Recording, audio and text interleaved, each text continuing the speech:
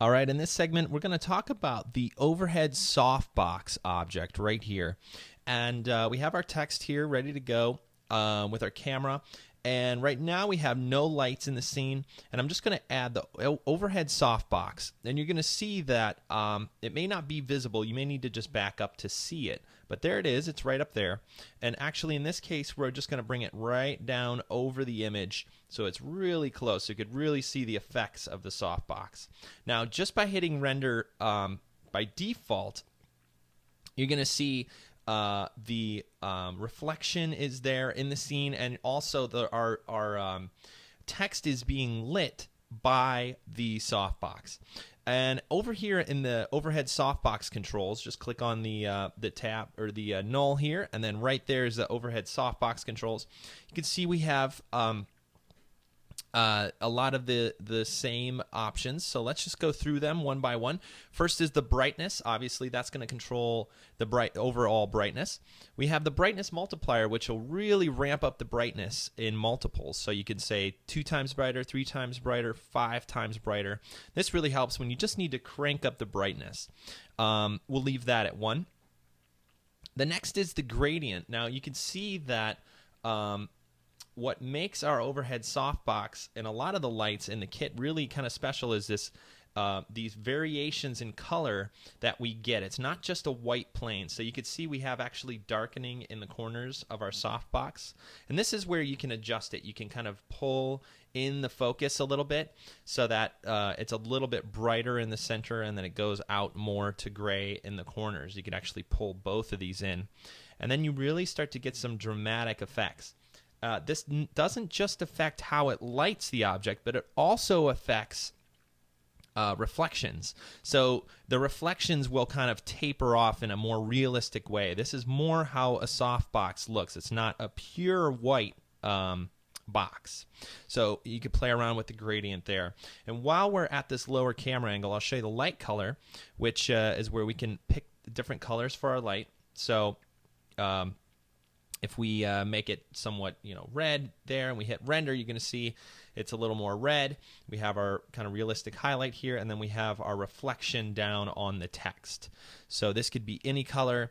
You'll see that I'll make it sometimes just a little bit blue or just a little bit warm, kind of orangish. And this kind of simulates different colors. Different colored light sources. So for now, we'll keep it white. This is similar to the softbox as well. You have different shapes. We have a window shape that puts a texture in our reflections. We have circle. We have rounded corners. We have a bunch of fun stuff. Stripes. Looking good, right? Octagon kind of represents like a octagon softbox. And gradient just kind of gives you a kind of highlight. So you can play around with those as well. I'm going to leave it square right now. And I'm going to back up and kind of just move the camera so we could do the rest.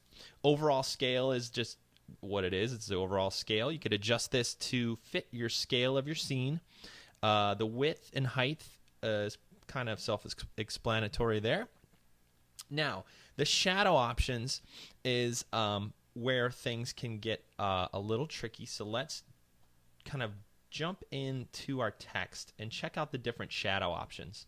Now, I'm also going to add a plane at the bottom here just so we could see what these shadow options are actually doing to our scene.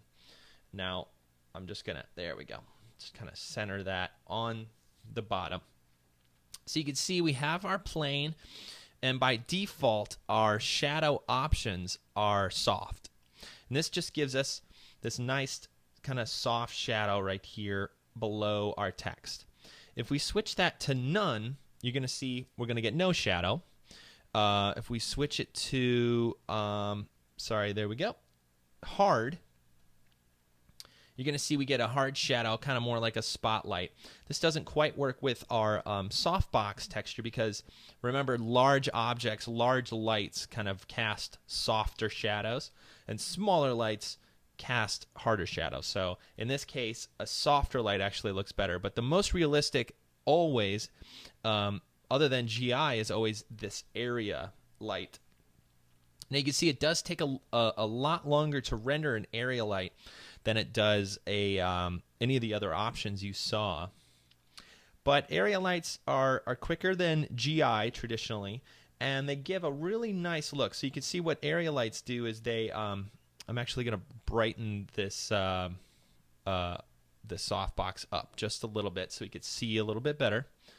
Let's let that render one more time. And what the area shadow does is it lets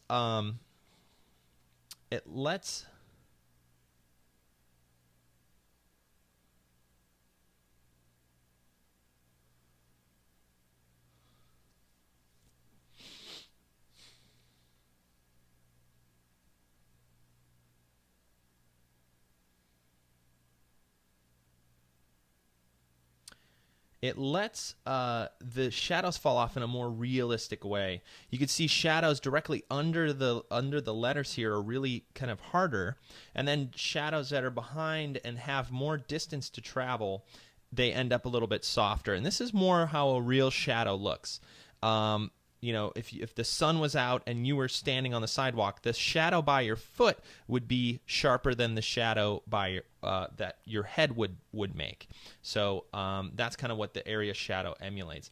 And what's nice about an area shadow is it's directly related to the size of the softbox. You can see how soft that shadow was. If we shrink our softbox down, just like I said earlier, small light sources make harder shadows. You can see that the area light responds the same way. It actually makes harder shadows with smaller light sources, just like a realistic light.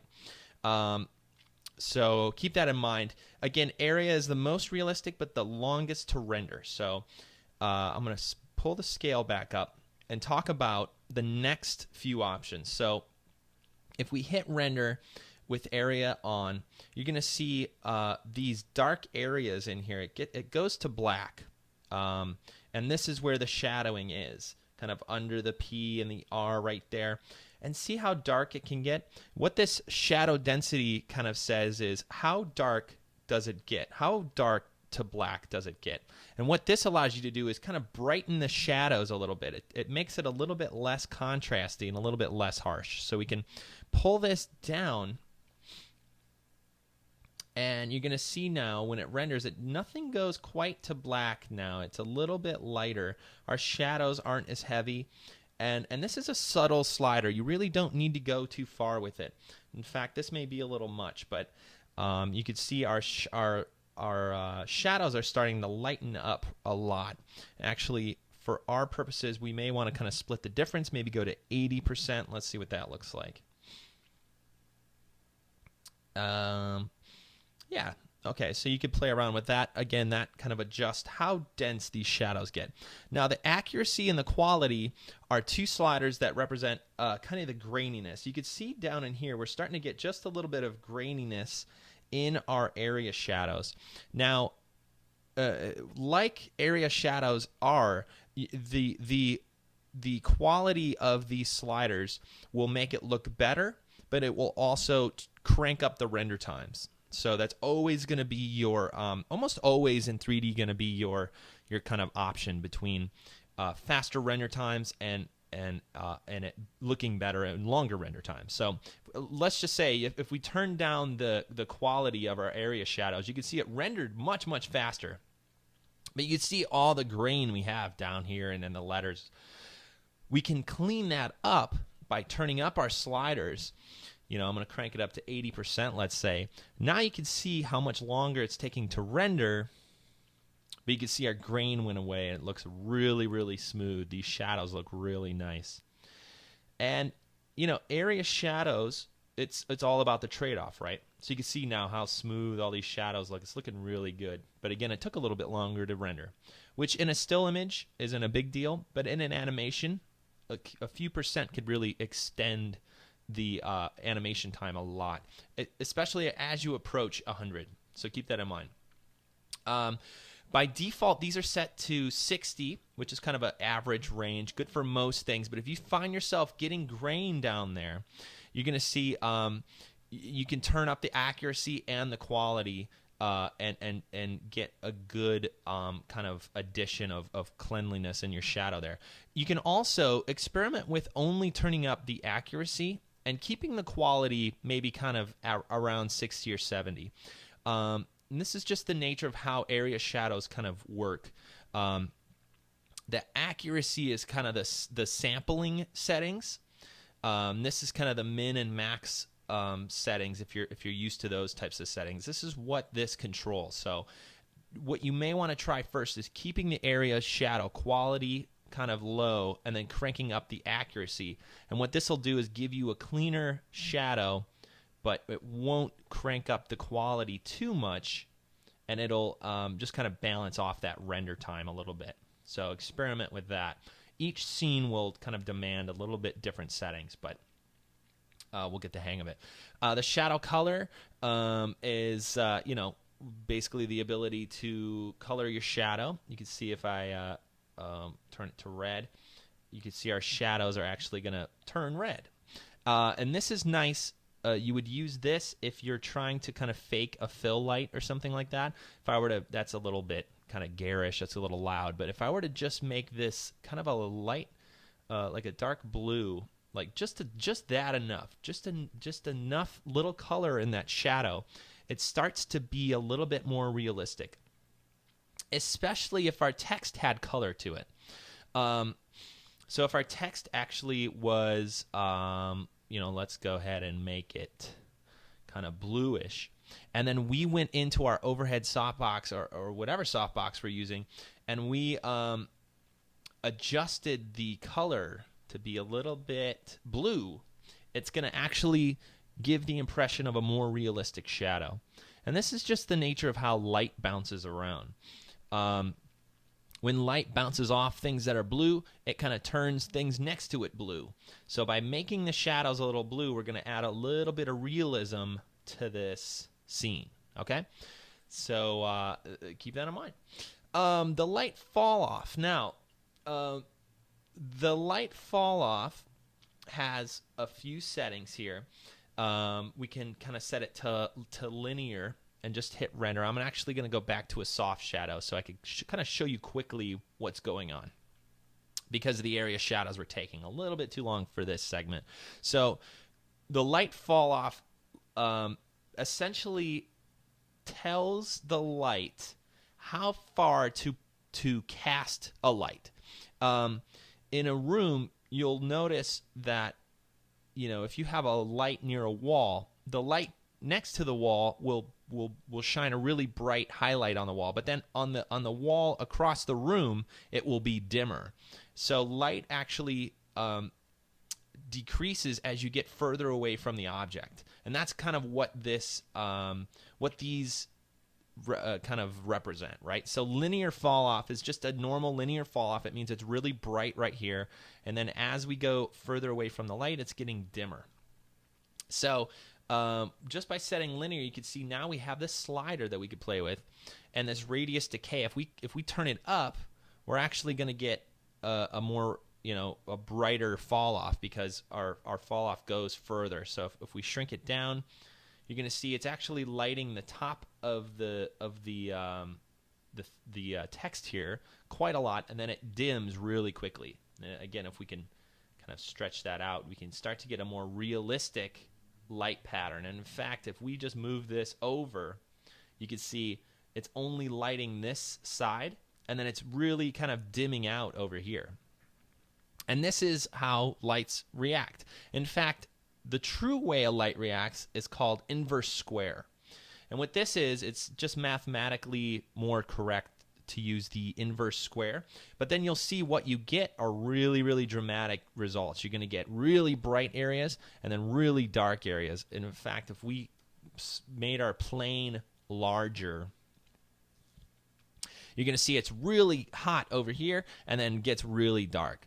And we could play with that. We could darken, we could turn our brightness down, and that's working okay, actually. So you could see we have our little hot hot lights. And then if we were to even like duplicate our overhead softbox, move it over and maybe pick a different color for this one, you're going to see we start to get hot spots of different light and different color, and it doesn't light the whole scene evenly like it would without the light fall off. So let me shut that one off, and let me just show you the difference. Here's with the light fall off, and if we go back in and we go to none, you're going to see it kind of extends further, right? It's not giving this our realistic kind of light. It's kind of lighting everything around it the same. But if we come back to inverse square, you're going to see we have this nice realistic fall off, bright to dark. So that's what light fall off does. The visibility options are seen by camera. So let's just pull out here. We could say no seen by camera, and what this will do is just shut off the light to the camera. You could still see it kind of move. You can move it around and see it, but then whenever you hit render, it's gonna sorry, let's shut it off. Whenever you hit render, it's not gonna show up. So that's seen by camera.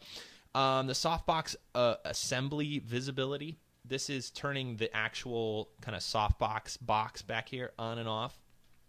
And if we have it off, then it won't show up in the render, and then it actually allows us to see the top part of our softbox. So that's what that does. Now the standard light. Now what we've talked about the whole time is standard lights. These are the lights that ship and come with Cinema 4D. These are what I'm using to light the scene. If you shut off a standard light and hit render, you're going to see that now is a little confusing because it's still lit. What you're seeing right now is actually, if you go to your render settings, go to options, there's a auto light that is on by default. If you shut the auto light off and hit render, then you're not going to see it. All you're seeing right now is just a reflection. That's the only reason you're seeing the text. The actual light is not lighting the scene. If you turn on the standard light, then you start to see the light lighting the text or whatever your objects are. What this is used for is whenever you're going to do global illumination, you want to shut off your standard lights, typically. Not always, but most of the time you're going to shut off these standard lights. And that's in fact what this light switch was built for. This light switch actually shuts off all of the actual standard lights in your scene with one flip of the switch, and allows you to then jump into global illumination mode, where you can then use all these light sources in global illumination mode. The last checkbox here in the settings is actually the global illumination light. Sometimes you just want to use a softbox as a reflector or as a reflection, and not necessarily as a way to light the scene, especially if you're playing with GI. Sometimes your GI lights are exactly the way you want them, but you just want to use kind of a white card to put some reflection or to kind of help the scene add a little texture, right? But you don't want it to necessarily light the scene.